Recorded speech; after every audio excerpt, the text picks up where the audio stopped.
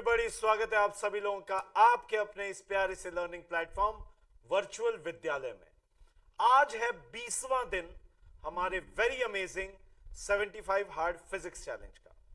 हम लोगों ने एक मतलब क्या बोलते हैं उसको, प्रण लिया है, एक ओथ ली है, एक डिसीजन लिया है कि हम लोग 75 डेज तक लगातार पढ़ते रहेंगे।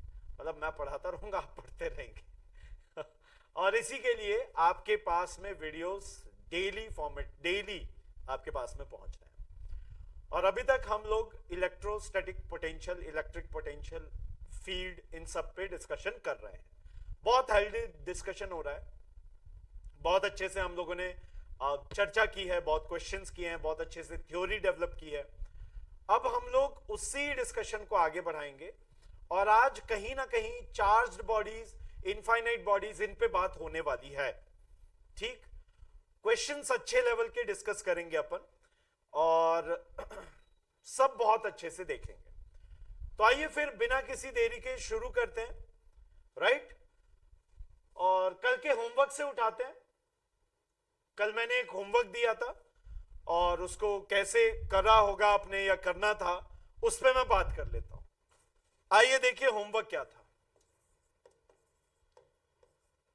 होमवर्क कुछ यूं था कि आपको गिवन था एक रीजन में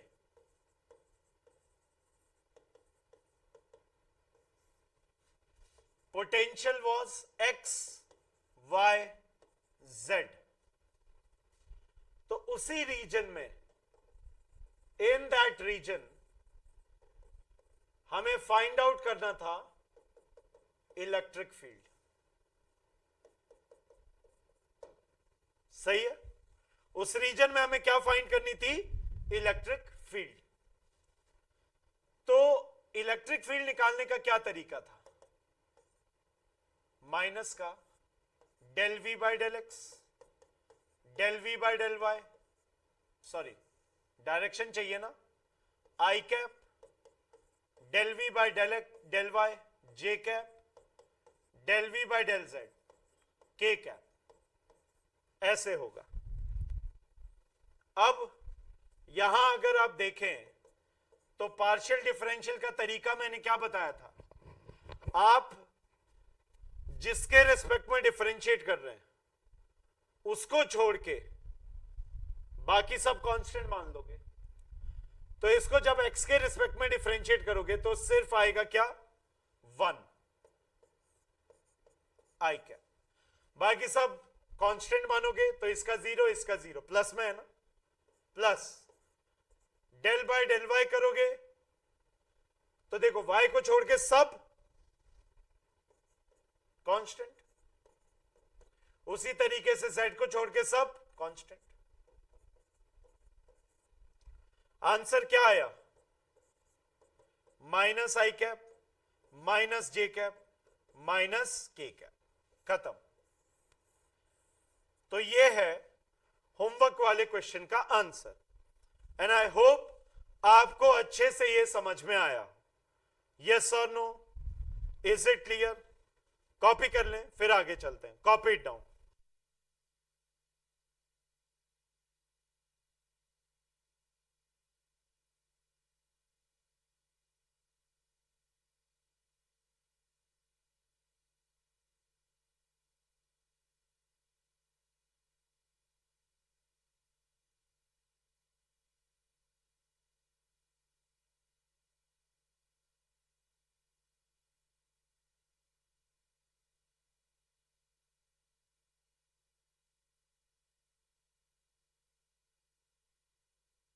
चलें आगे।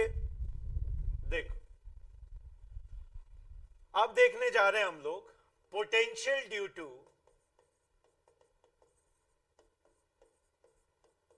Continuous distribution of charge. बहुत ध्यान से समझिए। कंटिन्यूअस चार्जेस का डिस्ट्रीब्यूशन होगा, उसकी वजह से पोटेंशियल क्या आ रहा है, ये बात करनी है। तो इसमें सबसे पहला हम लोग पढ़ने जा रहे हैं वो है हॉलो स्फीयर। क्या पढ़ रहे हैं अपन? Hollow sphere.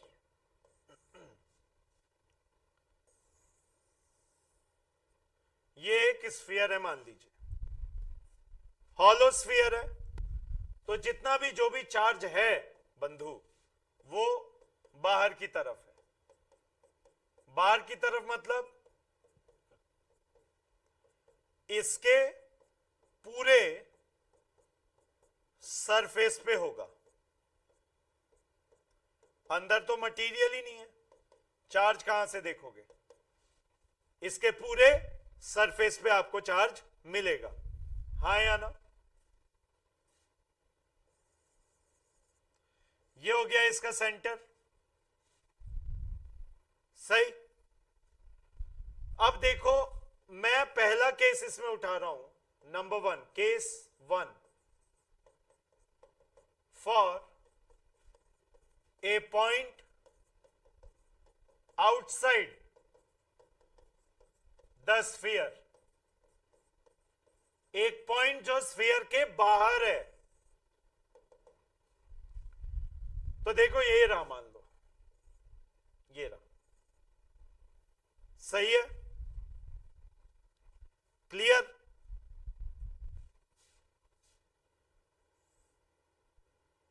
ये हमारा रेडियस कैपिटल आर, और यहां से यहां तक की दूरी स्मॉल आर, पॉइंट पी है। तो कोई भी बाहर का पॉइंट होगा, आप फील्ड भी कैसे निकालते थे? गॉसियन सरफेस मान के, गॉस लॉ पढ़ा है ना अपन ने। इस पॉइंट पे फील्ड निकालनी है तो गॉसियन सरफेस मान लेते थे एंड देन सॉल्व करते थे, यस और नो? यहां पे आपने क्या करना है, आपने सीधे सीधे समझ लेना है कि for a point outside the hollow sphere,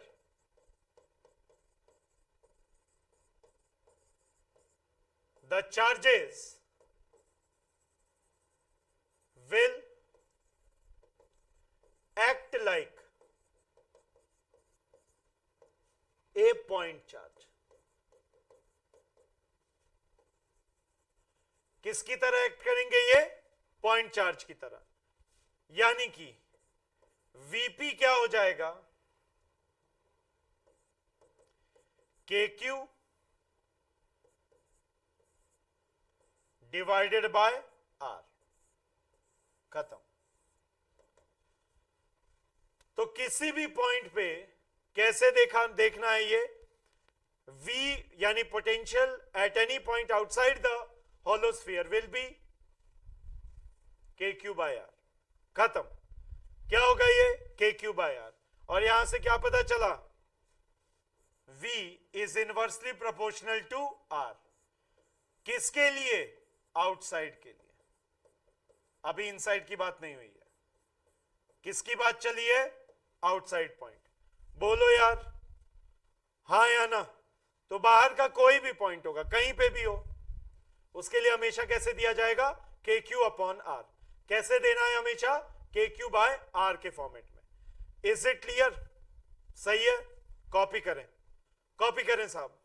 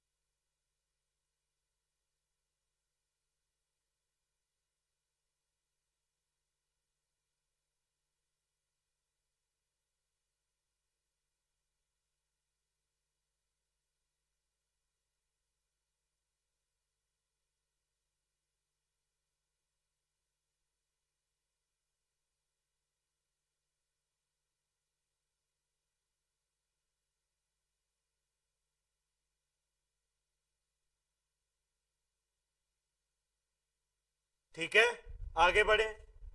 आइए दूसरा केस देखिए, case number 2। Second case, for the point inside the electric field, inside the hollow sphere, अगर ये पॉइंट hollow sphere के अंदर हुआ तो क्या होगा, तो कैसे देखेंगे?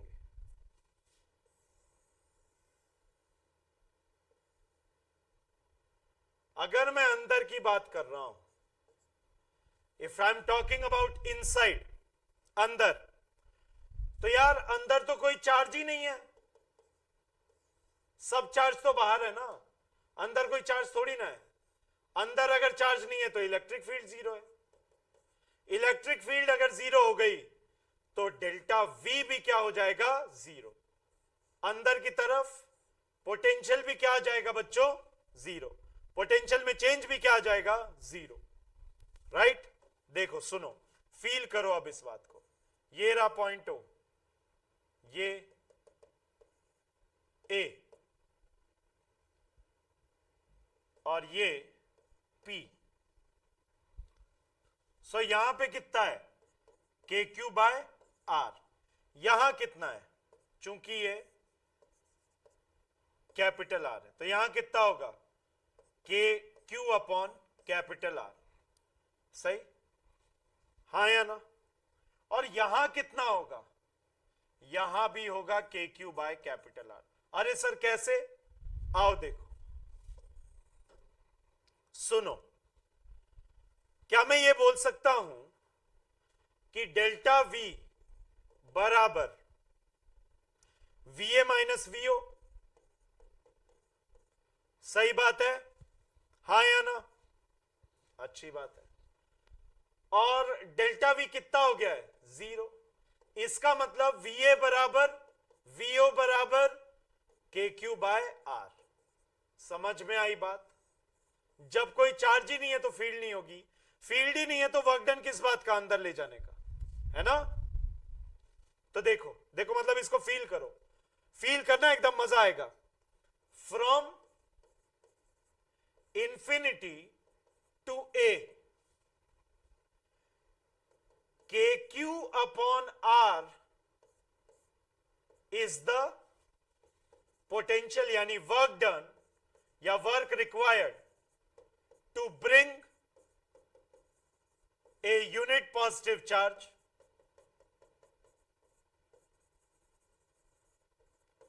to A point.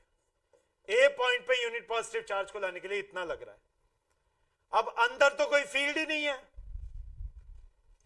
Because E inside zero,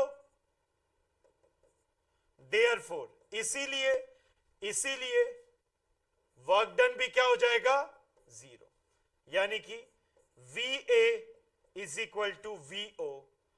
बीच में और भी पॉइंट्स ले लो, बी ले लो, सी ले लो, कोई भी ले लो, वी बी वी सी। कितना, k q by are. Clear है? अंदर इलेक्ट्रिक फील्ड ही नहीं है ना जो उसके अगेंस्ट में आपको वर्क करना पड़े। समझ गए यार? खत्म बात। लॉजिक इज क्लियर है ना? कॉपी कर लो, फिर आगे बढ़ते हैं। Copy it down.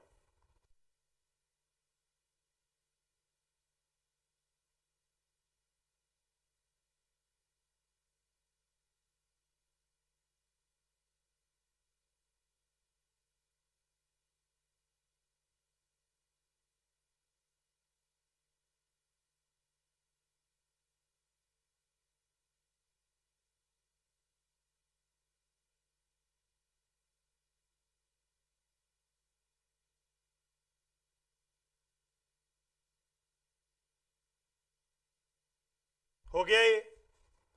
नेक्स्ट देखो, अगर यार इसका ग्राफ बनाना है तो ध्यान देना,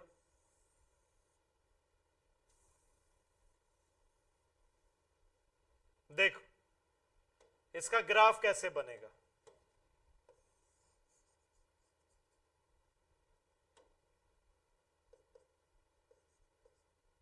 सही? अब यहां पे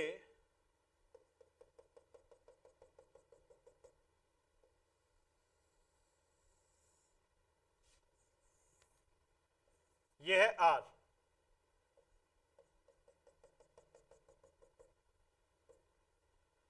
ठीक है, इसमें जब आप देखोगे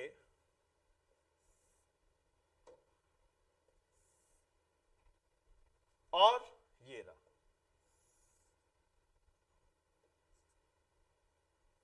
क्लियर है?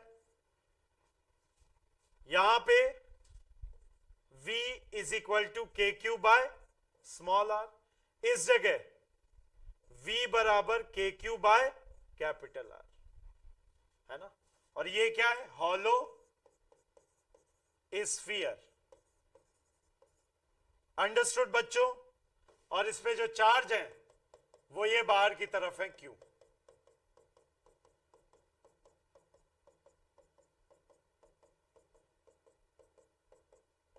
भाई ये तो इलेक्ट्रिक फील्ड निकालते वक्त अपन बता चुके हैं ना, गॉस लॉ में, एप्लीकेशंस ऑफ गॉस लॉ में। ध्यान से देखिए, बहुत डिटेल में वो टॉपिक पढ़ाया था कि बाहर वाले पॉइंट के लिए स्फीयर हमेशा कैसा बिहेव करता है?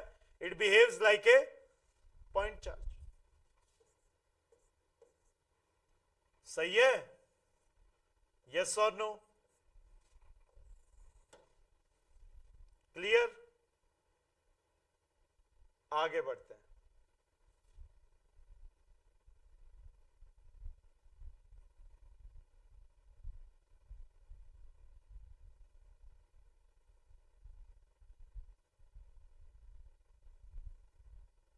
क्या हो गया ये?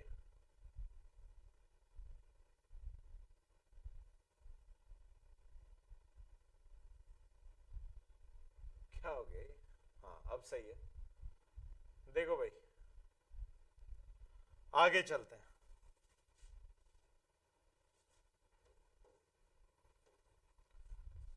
हॉलो स्फीयर पे बात कर ली हमने, अब सॉलिड स्फीयर पे बात करते हैं। Number 2, for a solid sphere with continuous charge distribution, और ये जो कंटिन्यूअस चार्ज डिस्ट्रीब्यूशन है ये होमोजीनियस होना चाहिए, मस्ट बी होमोजीनियस। कैसा होना चाहिए भाई? होमोजीनियस होना चाहिए। क्लियर है? मतलब ये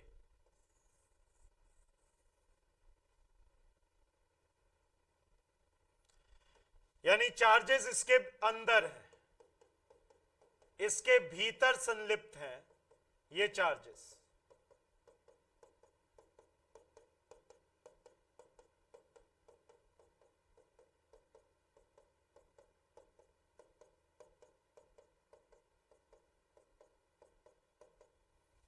ऐसे, और ये पूरा चार्जेस का डिस्ट्रीब्यूशन है, यहां पे होमोजीनियसली है, यूनिफॉर्मली डिस्ट्रीब्यूटेड चार्ज है, राइट? होमोजीनियस यूनिफॉर्म डिस्ट्रीब्यूशन है। अब उसके बाद में यहां पे आप देख लो, ये इसका सेंटर हुआ, यहां से यहां तक की रेडियस कैपिटल आर मान दी, सही? अब यार अगर आउटसाइड पॉइंट की बात करोगे तो यहां पे तो मुझे करने की जरूरत ही नहीं है, केस नंबर 1 सीधे सीधे हो जाएगा। केस नंबर 1 क्या? कि फॉर any outside point, any outside point, किसी भी आउटसाइड पॉइंट के लिए, कोई भी आउटसाइड पॉइंट हो, sphere is like point charge. Sphere को कैसा ट्रीट करेंगे हम? As a point charge. समझे क्या? स्फीयर को कैसा ट्रीट करना है? As a point charge. बस बात खत्म। अब कैसे होगा वो? तो वही, यहां पे कोई भी पॉइंट आ जाए और यहां से यहां तक की दूरी आप देख लें कि भाई ये स्मॉल आर है, तो इस पी पॉइंट पे पोटेंशियल क्या आ जाएगा? के क्यू बटे स्मॉल आर, क्योंकि यहां पे चार्ज क्या है? क्यू। कितना चार्ज है? Total Q, total charge, total charge कितना है? Capital Q. लॉजिक क्लियर है?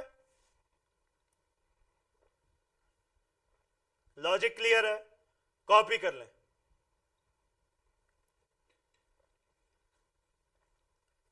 कॉपी कर लें साहब।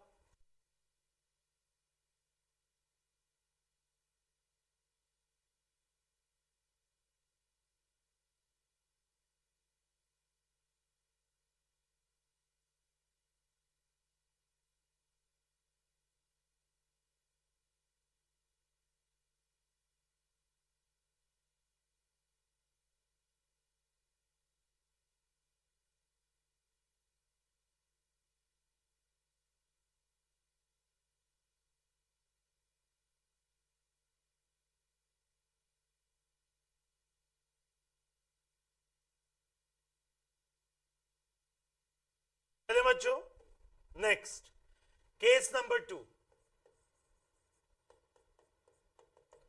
For any point inside the sphere, अगर कोई भी पॉइंट स्फीयर के अंदर है, तो यार बार बार डायग्राम बनाने से अच्छा है मैं इसको पकड़ ही लेता हूं सीधे सीधे, नहीं खेल ही खत्म करते हैं।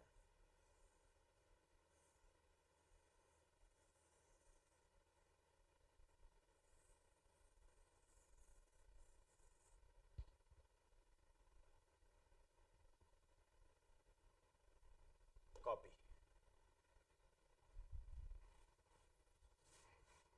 पेस्ट कर देते हैं।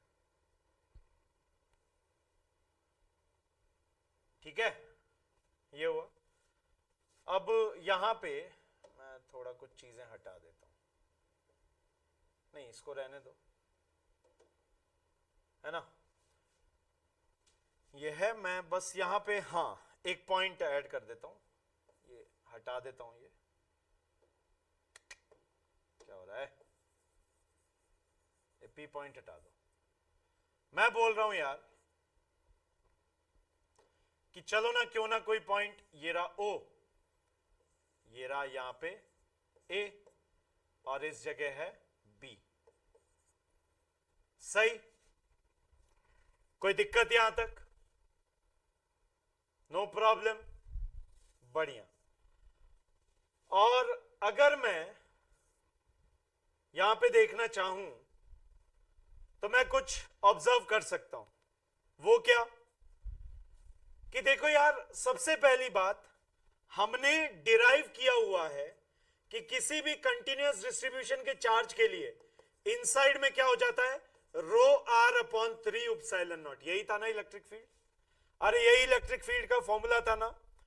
कंटीन्यूअस चार्ज डिस्ट्रीब्यूशन अगर स्फीयर में है इनसाइड पॉइंट के लिए, रो आर अपॉन 3 एप्सिलॉन नॉट। अरे बोलो यार, यस और नो? यहां से यहां तक की दूरी आर, स्मॉल आर। क्लियर है? आगे बढ़े? Understood? No problem in this up till now. इसको ऐसे भी लिखते थे, k q small r upon में आर क्यूब, ये था। क्या है ये? आ गए फॉर्मूले फॉर एनी पॉइंट, फॉर्मूले फॉर इलेक्ट्रिक फील्ड, फॉर्मूले for the electric field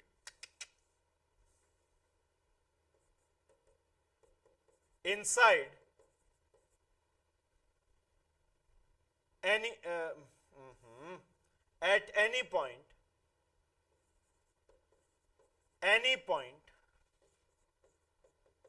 inside the solid sphere। सही बात है?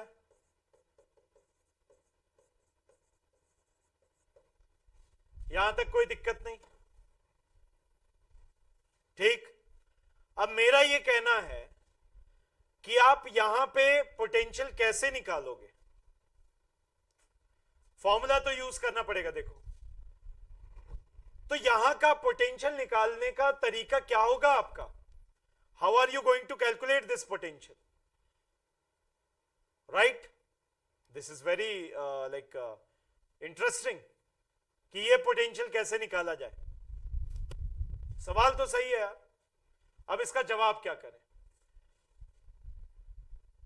मैं एक काम कर सकता हूं, यहां का पोटेंशियल निकाल सकता हूं क्या? Can I calculate the potential? मतलब देखो, between the points a B,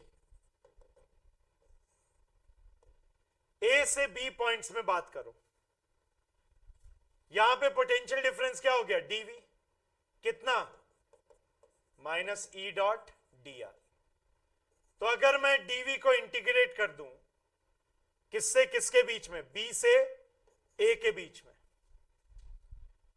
तो मुझे वीए माइनस वीबी आ जाएगा। अजी बोलो यार, यस और नो? तो बेसिकली मुझे वीए माइनस वीबी के लिए क्या करना होगा?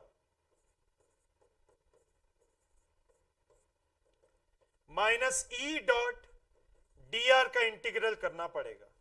कहां से कहां? बी से ए। सही है, बी से ए। अब ये करते हैं, एक बार आप कॉपी तो करें, कॉपी इट डाउन।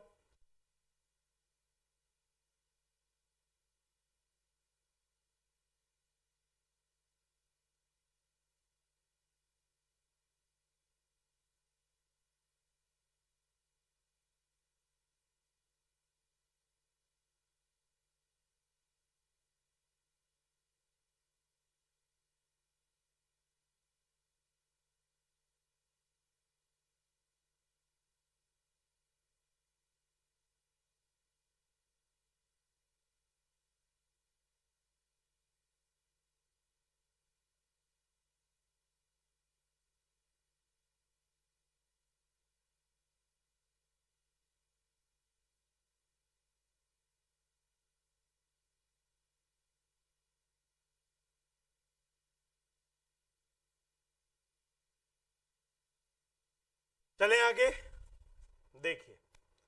तो बेसिकली वीए माइनस वीबी बराबर माइनस ई को लिख दो, क्या लिखोगे? K q r upon r cube d r, और एंगल तो 0 डिग्री आ जाएगा, cos 0। बी से ए किया है ना, बी पे रेडियस कितना था? कैपिटल आर, ए पे स्मॉल आर। अजी बोलिए हाँ या ना? कितना हो गया? V A minus V B minus k q upon r cube integral r d r कितना हो गया? ये हो गया आपका r squared by 2, capital R से स्मॉल आर, और ये वीए माइनस वीबी चलने दो। अरे बोलो यार हाँ या ना? ठीक है। अब देखो, वीए माइनस वीबी बराबर माइनस का के क्यू अपॉन आर क्यूब, रख दो इसको, 2 बार खींच दो। सही, ये हो गया R squared minus r squared, वापस फेंक दो। के क्यू अपॉन में 2r क्यूब, यहां क्या आ गया? R squared minus r squared, minus अंदर चला गया ना, ये आ गया वीए माइनस वीबी। बढ़िया।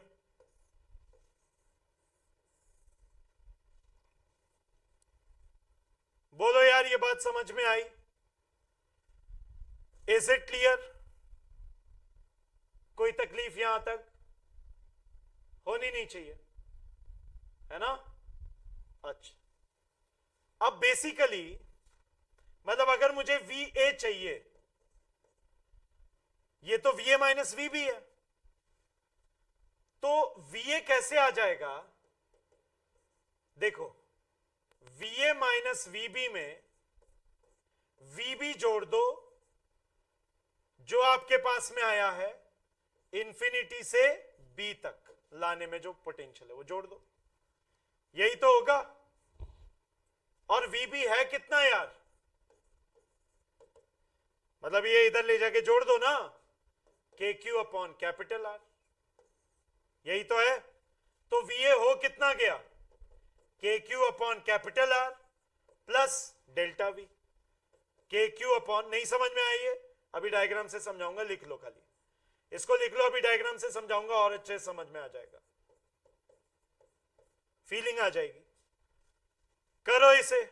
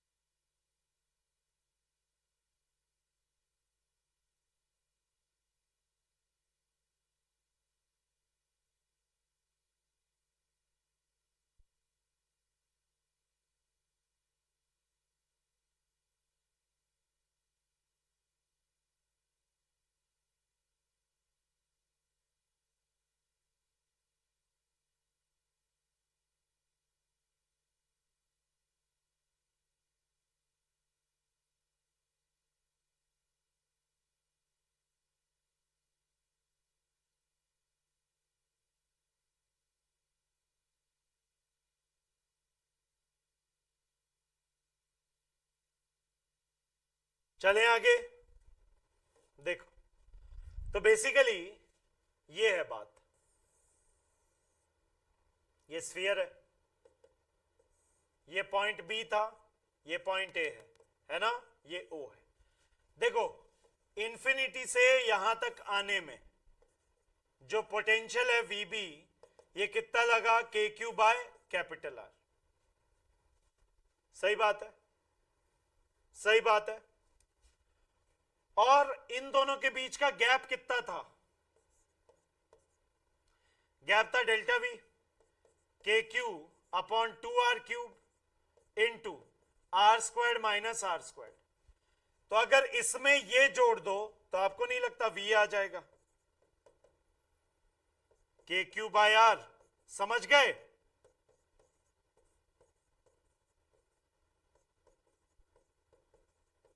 अंडरस्टूड।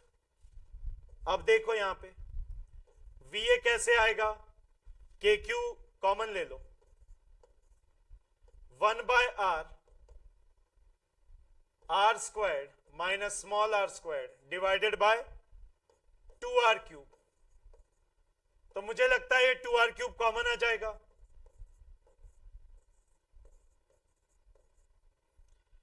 कितना हो गया, 2r स्क्वायर्ड डिवाइड करने पे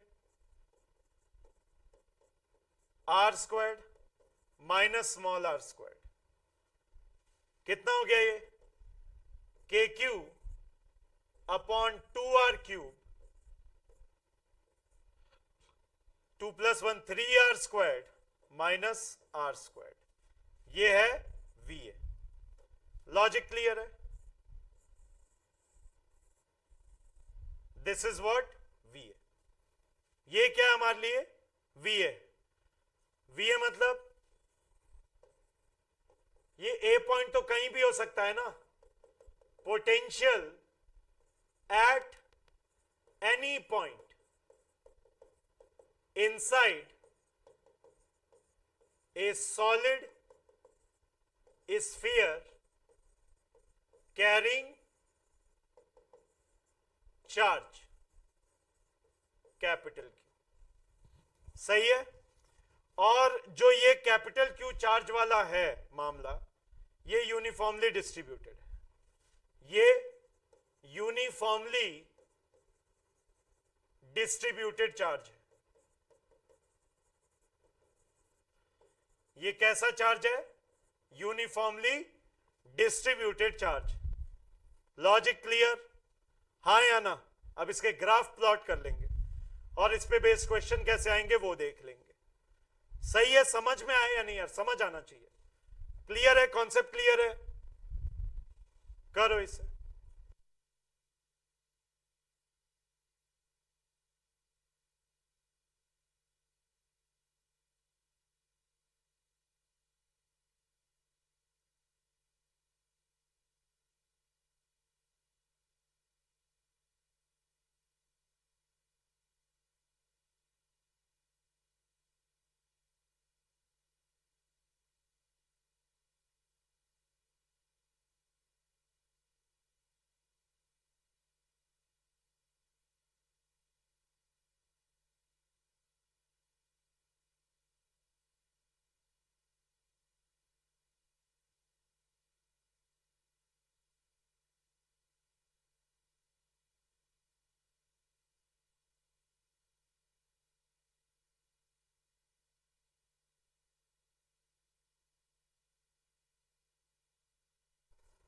पता है कैसे किया, समझ में आया ना? मतलब यहां का पोटेंशियल कुछ है और इन दोनों का गैप निकाल लिया अपन ने, कैसे? डीवी वाले फॉर्मूले से, और गैप में इसको जोड़ दोगे तो यहां का आ जाएगा, मतलब कहीं पे भी हो, ये बस ए पॉइंट है, इसका रेडियस है स्मॉल आर, और यहां से यहां तक का रेडियस है कैपिटल आर, बस इतना सा फर्क है। ओके, अब इसका ग्राफ बना लेते हैं। देखो, ये रहा अपना सॉलिड स्फीयर, सही।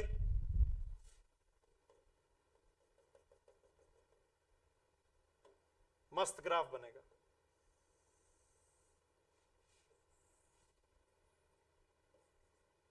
आर,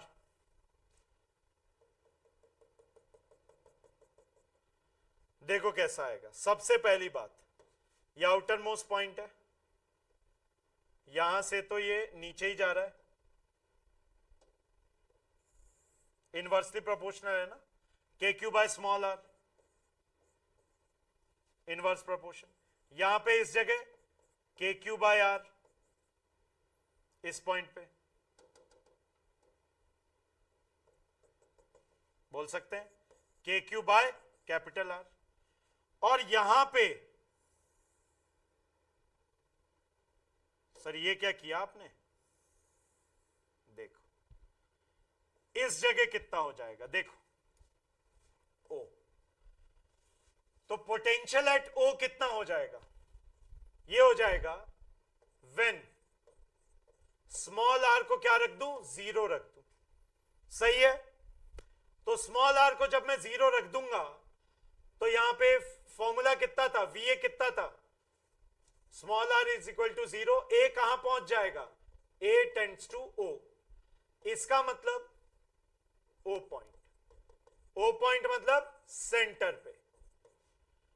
अब वी ए था कितना, k q k q upon में आर क्यूब टू का, 3r squared minus small r squared, इसको देखो, वीओ बराबर k q upon 2r cube into 3r squared minus zero, समझ गए? आर स्क्वायर्ड से ये कैंसिल, कितना आ गया, वी नॉट बराबर वीओ बराबर 3 KQ अपॉन 2r, यानी कि 3/2 times of potential at surface, यही तो था, क्योंकि सरफेस पे कितना है, के क्यू बाय आर, तो उससे 1.5 गुना ज्यादा होगा यहां पे, राइट, 3 KQ बाय आर, 3/2, तो ये ऐसा रहेगा। तो अंदर की तरफ तो बढ़ रहा है और बाहर की तरफ घट रहा है। देखो कितने शानदार ऑब्जर्वेशन आ गए। अंदर अगर कोई सॉलिड स्फीयर है जिसमें फुल्ली चार्ज्ड है, वो मतलब कंटिन्यूअस डिस्ट्रीब्यूशन ऑफ चार्जेस है अंदर की तरफ, तो मेरे बच्चे क्या होगा यहां पे, उस कंडीशन में यह बात आपने ध्यान रखनी है कि उस कंडीशन में हमेशा, इन दैट कंडीशन ऑलवेज अंदर की तरफ पोटेंशियल बढ़ेगा, बाहर की तरफ घटेगा, और जितना सरफेस पे है उसका 1.5 गुना सेंटर पे होगा, खत्म। इतने सारे एमसीक्यू टाइप क्वेश्चन यहां से बन सकते हैं। समझ में आया क्या? कंप्लीट बेहतरीन एनालिसिस। अब इस पे बेस्ड एक दो क्वेश्चंस देख लेते हैं, एकदम फुल एंड फाइनल हो जाएगा। ओके जी, करें इसे।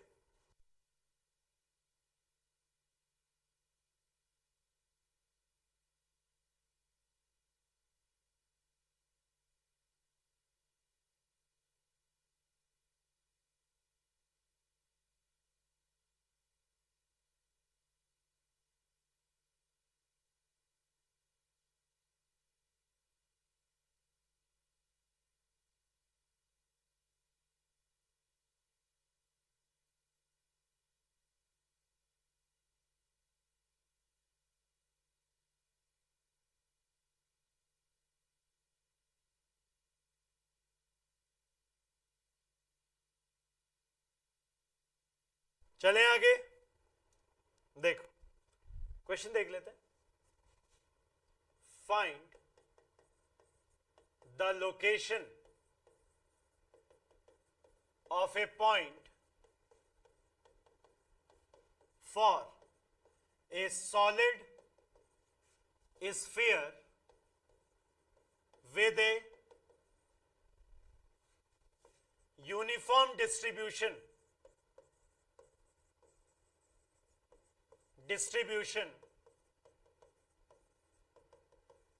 Q।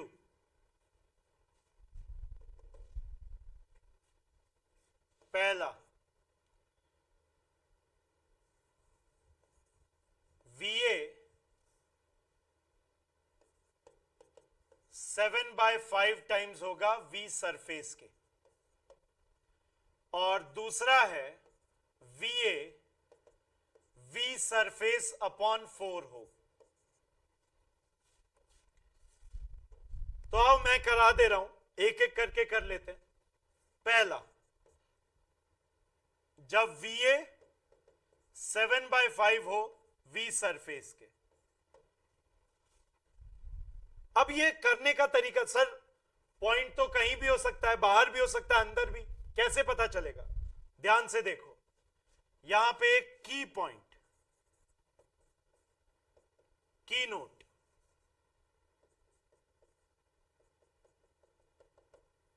मेन पॉइंट देख लो। अगर पोटेंशियल किसी भी पॉइंट का सरफेस के पोटेंशियल से ज्यादा हो, इसका मतलब क्या हुआ? It is an inside point. तब वो पॉइंट कहां पे है? इनसाइड पे है, सही है। तब वो पॉइंट कहां पे है मेरे बच्चे? इनसाइड में है। अगर if VA is less than V surface, तो इसका मतलब पॉइंट इज आउटसाइड। कैसे सर, ये जादू कैसे हुआ? अरे बहुत आसान है, देखो ना, टना टना टना, इससे नीचे बाहर, इससे ऊपर अंदर, है ना मजा? बस हो गया सॉल्व। लो, पहले वाले का मैं बता रहा हूं, दूसरे वाले का आप करके आओगे। देखो, इनसाइड पॉइंट है, और इनसाइड पॉइंट के लिए कैसे निकाला जाता है? V इन का फॉर्मूला क्या था? KQ upon 2R cube, 3R squared minus small r squared, यही था, है ना? और किसके बराबर है वो? 7/5 times of KQ upon R। तो मुझे लगता है इससे ये कटेगा, इन दोनों से ये जाएंगे, यानी कि कितना आ गया? 3R squared minus R squared upon 2R squared बराबर 7/5। सही है? कितना हो रहा है ये? ध्यान दें, ये आ गया। सबसे पहले तो ये देखो, 3/2 बचा इधर, आर स्क्वायर सिंप्लीफाई कर रहा हूं, minus R squared upon 2R squared बराबर 7/5। क्लियर है? तो 3/2 minus 7/5 is equal to R squared upon 2R squared. Clear है? यह आ गया 10, 5 से जाएगा 15 माइनस 2 से 14 बराबर R squared upon 2R squared, cancel, 5, 1/5, यानी 1/5 बराबर R squared by capital R squared. तो R स्क्वायर्ड कितना हो गया? कैपिटल R स्क्वायर्ड क्रॉस में चला गया, अपॉन 5, R कितना आ गया? R by root under 5। यानी ये पॉइंट कहां लाई कर रहा है? R बाय रूट 5 पे। सही है? किस लोकेशन पे? जो भी रेडियस है डिवाइडेड बाय √5। ओके साहब, क्लियर है ये? कॉपी कर लीजिए, कॉपी इट डाउन।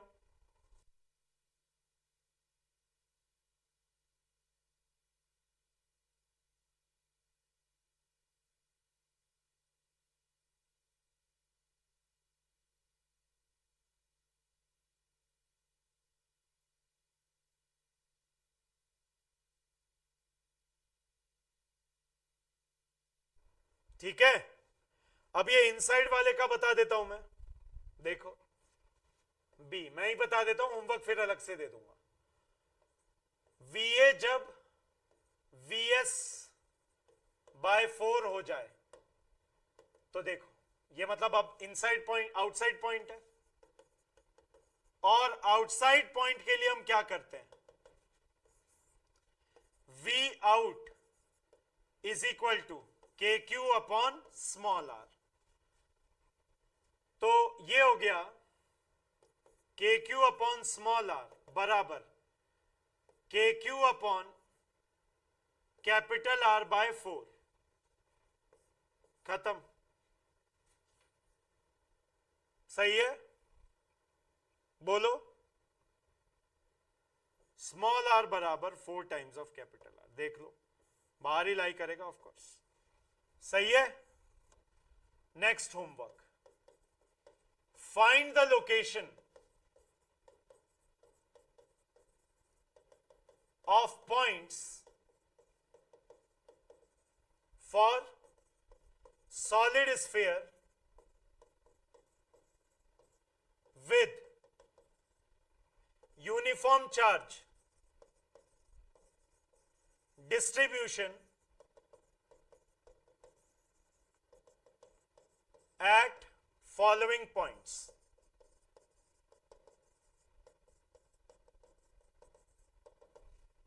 पहला, VA बराबर 3/4 ऑफ V नॉट। दूसरा, VB बराबर 3/2 टाइम्स ऑफ V नॉट, मतलब V सरफेस। एंड तीसरा, VC बराबर 5V सरफेस बाय 4। ये करना है, ठीक है? तो देखो यार, तरीका मैं बता चुका हूं आपको, ये कमेंट में आंसर चाहिए मुझे। तरीका मैं बता चुका हूं आपको।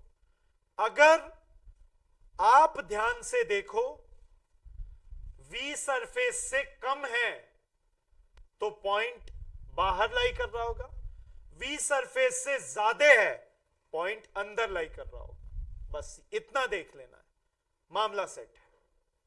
क्लियर? करने का तरीका मैं बता चुका हूं, कॉपी कर लो। ये होमवर्क मुझे देखना है। आज के लिए इतना ही डिस्कशन रखेंगे। Copy it down.